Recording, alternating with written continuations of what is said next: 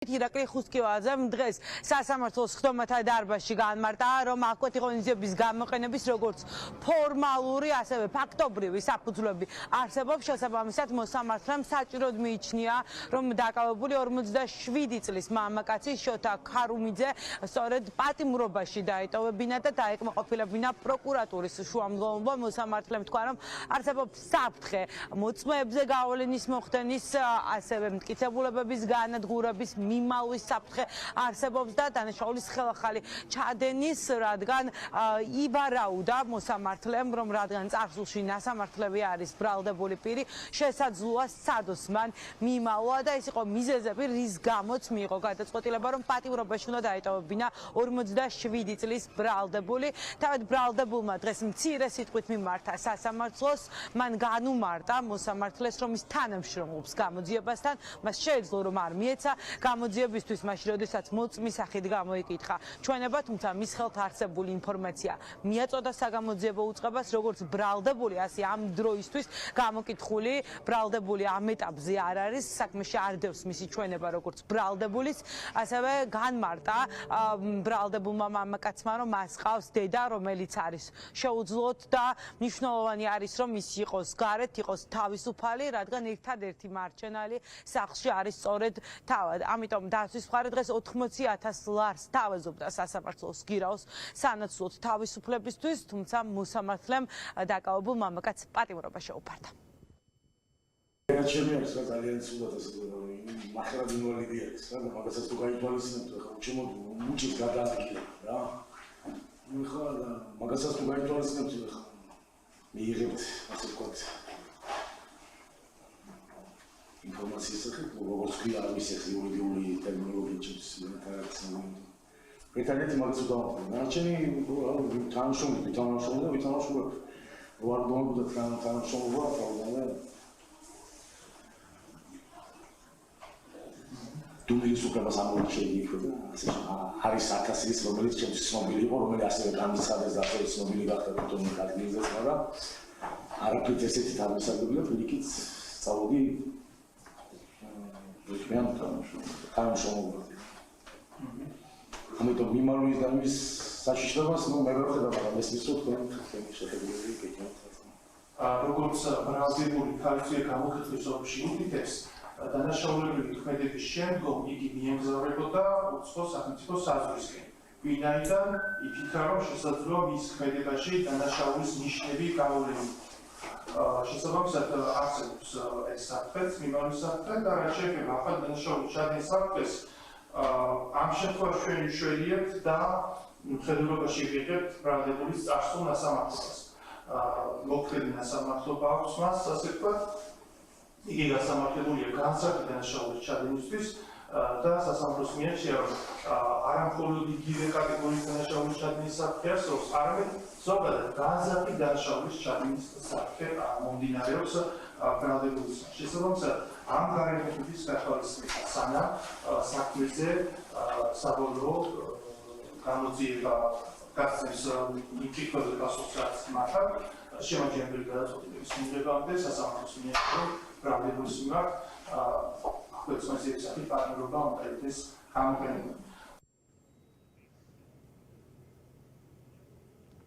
ივანიშვილის ნომერ პირველმა მეტოქემ და კონკურენტმა 2 მარტს ისე დატოვა საქართველოს საზღვარი, რომ არანაირი ინფორმაცია ოლიგარქის რეჟიმს არ ჰქონდა, მხოლოდ 5 მარტს გაიგეს ბაჩიაშვილის წასვლის შესახებ, მაშინ როდესაც თავად გიორგი ბაჩიაშვილმა საკუთარ Facebook-ზე გამოაქვეყნა განცხადება და თქვა, რომ იძულებული გახდა დაეტოვებინა საქართველო. ამის შემდეგაც ირკვევა, რომ გაბიტაშვილისა და გომელაურის უწყებებს ბევრი არაფერი აქვს გაკეთებული ამ საქმესთან დაკავშირებით, რადგან დღეს ადვოკატმა განმარტა, რომ საგამოძიებო უწყების ხელთ არსებული ინფორმაციის 80% სწორედ დაკავებული მამაკაცის ჩვენებიდან აქვს მიღებული.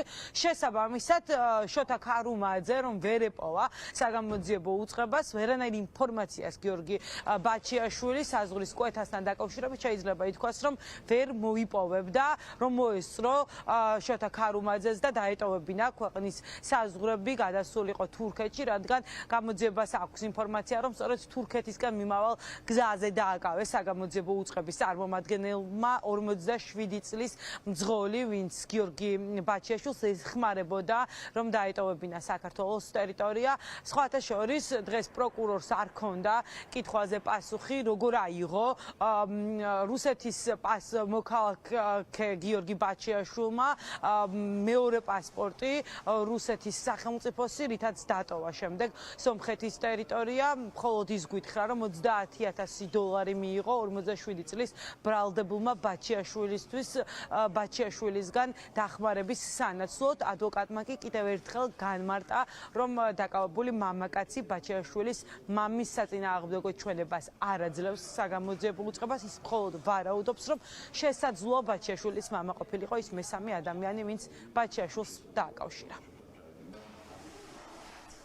2025 წლის 2 მარტს გიორგი ბაჩიაშვილის დავალებით წინასწარ შეთანხმებული გეგმის შესაბამისად და შესაბამისი ფუადი თანხის სანაცვლოდ გიორგი ბაჩიაშვილის დავალებით ნაყიდ ავტომანქანაში გიორგი ბაჩიაშვილის მიერვე წინასწარ სპეციალურად მოწყობილი სამალავით საქართველოს სახელმწიფო საზღვარზე სომხეთის რესპუბლიკის მიმართულებით მანულად გადაიყვანა ბრალდებული გიორგი ბაჩიაშვილი, რომელსაც არ ჰქონდა საქართველოს ტერიტორიის დატოვების უფლება და რომელმაც საქართველოს საზღვრის უკანონოდ გადაკვეთის შემდეგ სომხეთის რესპუბლიკაში რუსეთის ფედერაციის მოქალაქეობის დამადასტურებელი პასპორტი წარადგინა. როგორც მოგეხსენება, დღეს აღკვეთის ღონისძიების სახით ბრალდებულს შეეფარდა პატიმრობა. ბრალდების ფორმულირება უმეტესი ნაწილი, უხეშად რო ვთქვათ, 80% ემყარება თვითონ ბრალდებულის მიერ მიწოდებულ ინფორმაციას.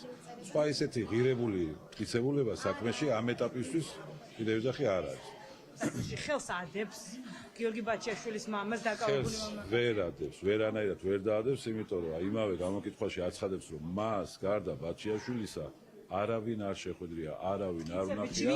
საგამოძიებო უწყებას და ამიტომ მესამე პირი ვინ იყო? სატელეფონო საუბარი პირველად, როცა მოხდა მისი კონკრეტულ მისამართზე დაბარება და შეხვედრაზე თხოვნა, მან ჩათვალა, რომ ეს იყო გიორგის მამა.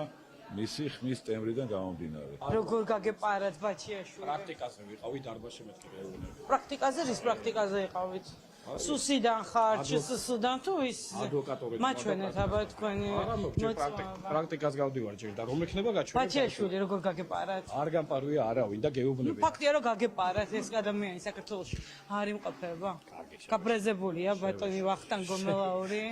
ой, რა ინტერესი ქონდათ მაშინ ბაჩიაშვილის საქმეს რომ ესწრებოდით? ვისთან მიგაქვთ ინფორმაცია? საიდან მოიტანე რო პოლიციელები? ვინ ხართ? ამიტომ გეკითხებით, აბა? ვინ ხართ? არ გპასუხობ. ანუ აღარ ხართ, აღარ იყავით სტაჟირებაზე, სუსიდან ხართ და ვისთვის მიქონდეთ ეს ინფორმაცია? კარგი, ჩემბეშო. ვისთან იყავით პირდაპირ კონტაქტზე, რომ ეს არ გპასუხობ. მიმართეთ პროკურორია და ეგ ადვოკატია და გიპასუხებ ყველა კითხვას. აღარ ხართ სტაჟიორი? აღარ ხართ? აგიდა მე. აღარ ხართ სტაჟიორი? გიორგი ბაჩიაშვილის საქმეზე დაკავებული 47 წლის ბრალდებული სასამართლო პროცესი 1 მაისს ჩატარდება.